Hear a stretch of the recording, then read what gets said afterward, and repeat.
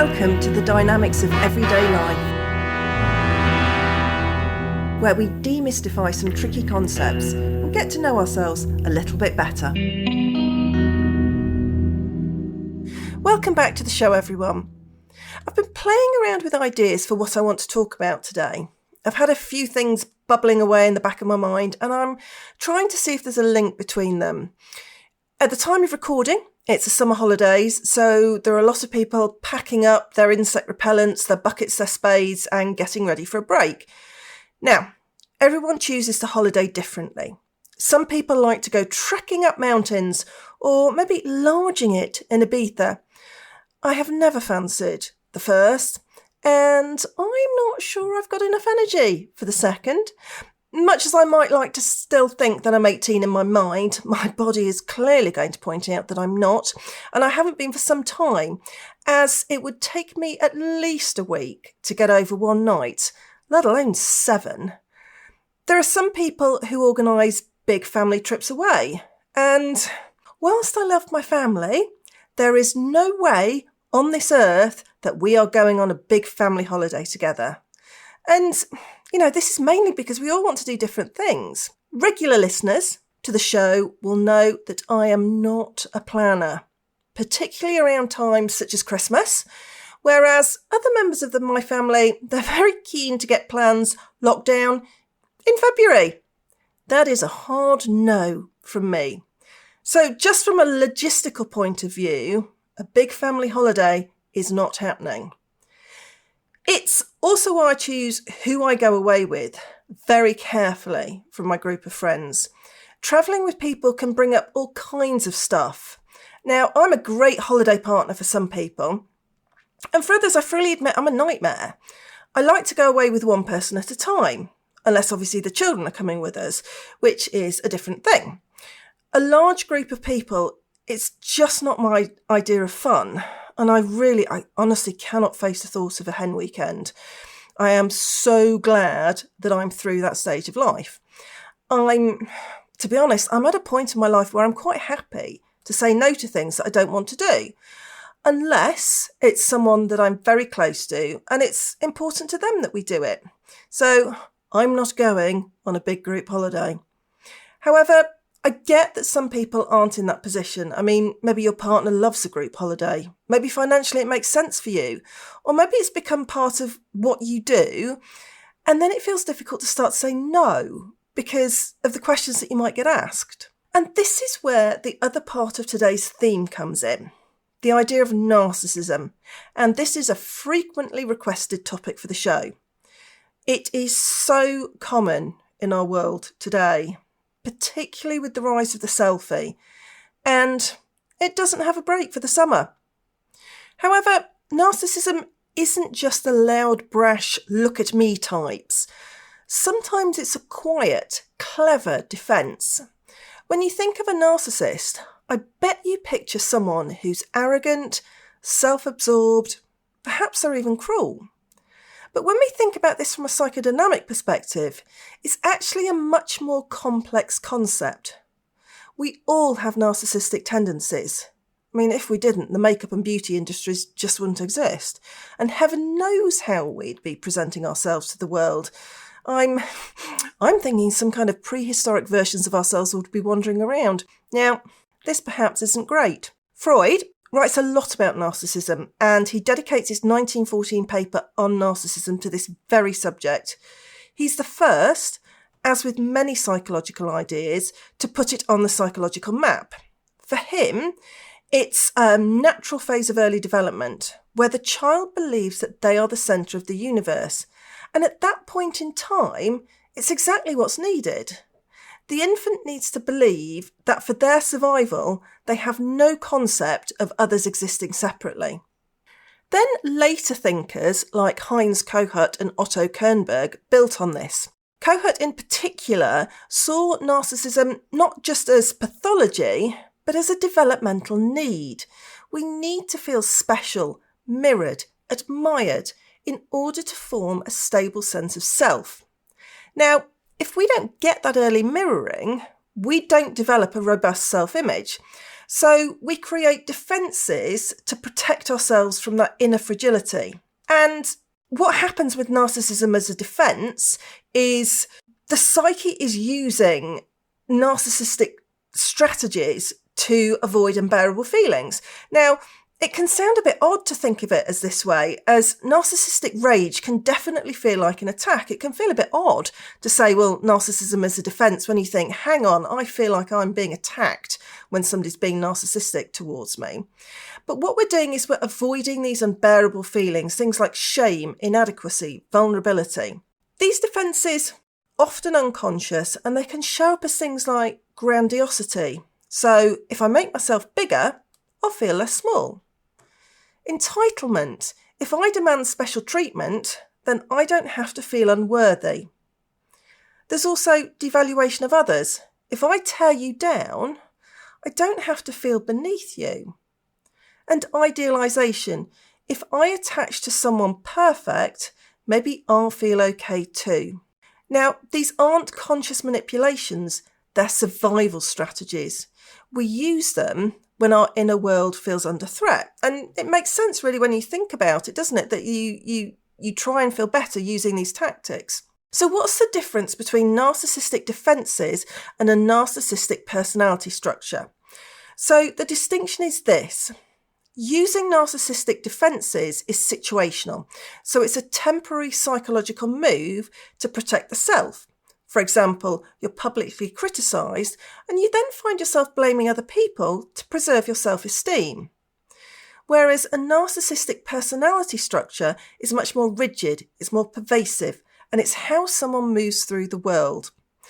Within this, there's often a deep split between a false, inflated self and a buried, shamed, real self. And these people often struggle with genuine intimacy, being vulnerable and empathy, not because they're evil, but because it feels too dangerous. So if narcissism is a defence, or can be a defence rather than a diagnosis, what exactly is it defending against?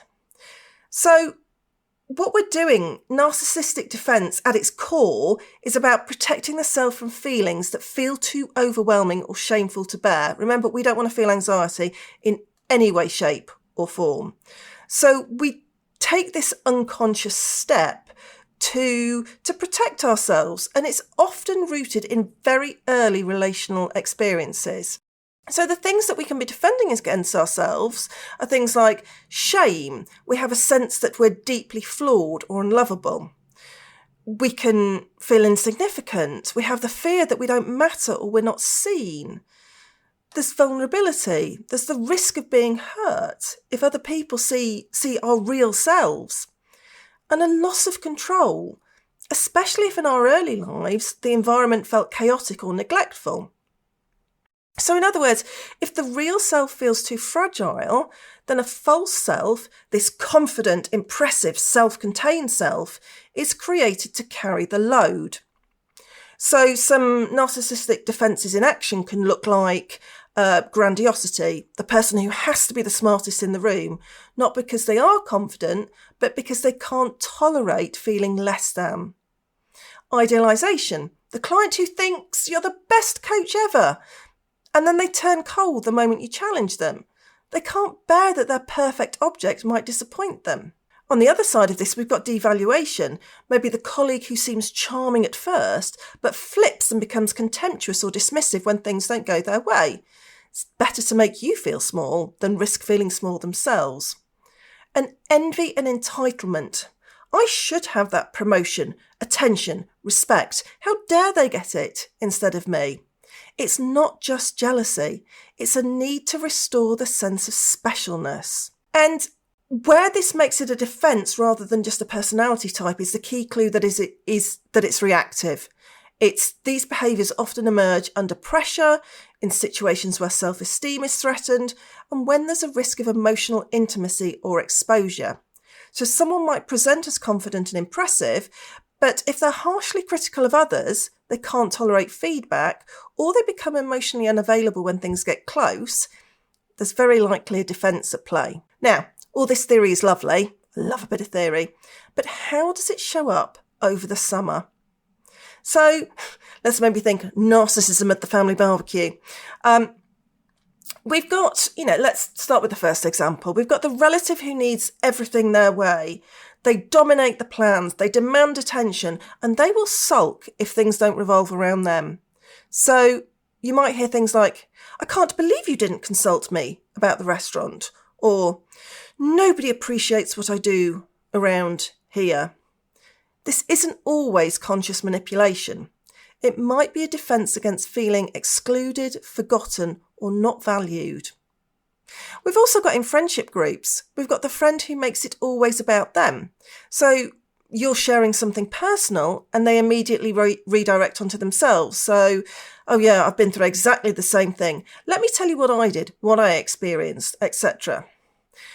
This can be incredibly frustrating, but it often comes from a place of not being able to tolerate another person's pain without centering themselves. Or perhaps they feel irrelevant if they're not part of the story. It also plays out in coaching conversations as well, or other consultancy type work. So we've got the client who subtly wants you to admire them. They talk about achievements, they drop in accolades, or position themselves as a fellow expert.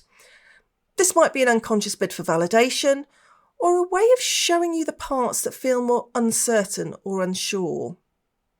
And we've also got the idealiser and the devaluer flip. They love you at first. You're the best coach I've ever had. But if you set a boundary or offer a challenge, you might get, well, you've completely misunderstood me. Or you might even be ghosted. And that flip often signals a fragile sense of self and difficulty tolerating complexity in relationships. You were perfect until you weren't. I feel that this happens in friendships and relationships too. It's very love bombing and ghosting dynamic. You can see these quite a lot in everyday relationships. It happens. Now, these aren't difficult people. They're defences in action. When we see these behaviours as defensive, we're less likely to take them personally, get drawn into the drama, try and fix or please. So instead, maybe we can tell ourselves or think to ourselves, maybe something in this person doesn't feel safe enough to be vulnerable yet. Or maybe if we've been on the receiving end of these patterns in our personal life, we can give ourselves some relief when we start to think, you know what, this wasn't about me. I've just touched on something that they couldn't bear to feel. So what do we do with all this? The temptation is usually to either placate or push back, but neither response helps us stay in contact with the person underneath the defence, and that's what matters. So here are some suggestions around how to stay grounded and curious without actually getting pulled into the performance. So avoid labelling someone as a narcissist. Instead, try asking yourself, what might this behaviour be protecting against? So if we shift from judgment to curiosity or interest, we often find that beneath the surface is someone who can't tolerate being seen as wrong, feels easily abandoned or shamed, and fears that they don't matter unless they shine. You are not excusing the behaviour. You're understanding the function. Try and avoid being pulled into polarised roles. Name what's going on. You don't have to mirror their view or collapse into pleasing. Try and stay out of this dynamic.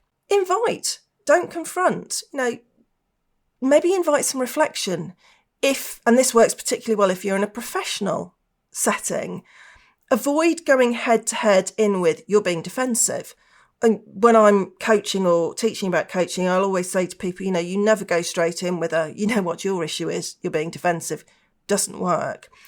And so it's really key here to maybe offer something, but if people don't take it up, maybe it's just not the right time for them. Likewise, know when to step back. Not every relationship is the place to work this through. If you're constantly being ignored, criticised, manipulated, it's okay to protect your own energy. Not everything can or should be held with compassion. Boundaries. Absolutely a healthy response to persistent narcissistic patterns, especially if the other person isn't able or willing to reflect. And reflect on your own reactions. Ask yourself, do you feel flattered or intimidated? Do you want to be seen as the good one? Do you feel a sudden urge to prove something?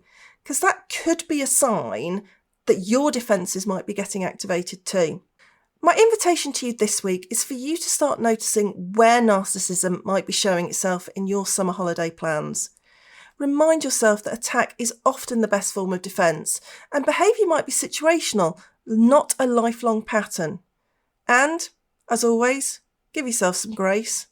Narcissism is a tricky topic and can make us feel all kinds of emotions, especially when we realise that we might be staring in the mirror ourselves. Before we close, I want to share with you a couple of things that are coming up. In early September, I'm doing a webinar with Scott Warren around our defence mechanisms that come into play when we're thinking about pricing. Always a tricky topic for us coaches. Definitely worth coming along to that. And also, my course, Essential Psychodynamics for Coaches, starts again in September. We're not far off now. The first round was fantastic. Fabulous group of coaches with lots of learning and discussions.